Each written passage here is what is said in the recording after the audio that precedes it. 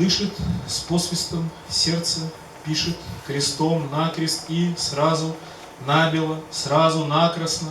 Жизнь без жалости, бежен луг, а не рай нежно-бежевый. Казематы мыслей, зимовать в своем теле вроде как и бессмысленно. Где зима, родина, там судьба, виселица. Хоть синяки в пол лица, но доживи до конца. Славься, славься, наш народ! Только мертвый здесь, ох, не ест, не пьет. Только мертвые тут не едят, не пьют, все командуют. Ну, а улицы от яслей до сукровицы, от сукровицы до призыва, от любви до влажной, призывной, от слов «милая, милая» до могилы. Осветим Освенцим, подсветим неоном, цирковым его павильоном сделаем. Честь всегда отдавали рукою правой, анонимки писались рукою левой. Вместе с честью обычно отдают совесть, безусловно, к этому не готовясь, а привычно делая мир лучше.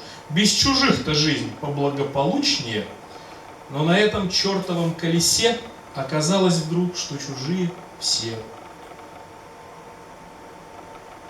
Даже сам себе не родня. Понимаю ли здесь я сам меня?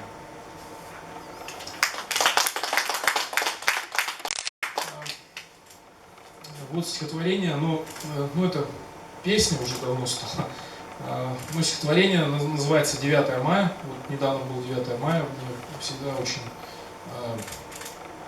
приятно и тяжело его и читать, и петь. Всем нашим дедам, прадедам, бабушкам посвящается. Для них жить означало идти вперед. Даже ночью в землянках они шли, а когда они все же ложились, означало свое отжили.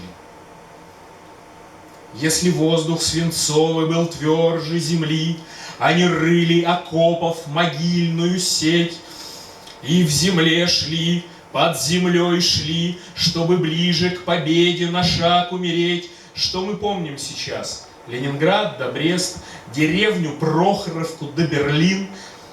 А сколько еще безымянных мест и лесов, и степей, и болот, и долин. Они шли, а сейчас стоят. Кто-то держит ребенка, а кто-то меч. И как будто с усмешкой нам говорят: мы сейчас из бронзы, и нам полегче. Сейчас из гранита совсем не трудно стоять 9 мая утром.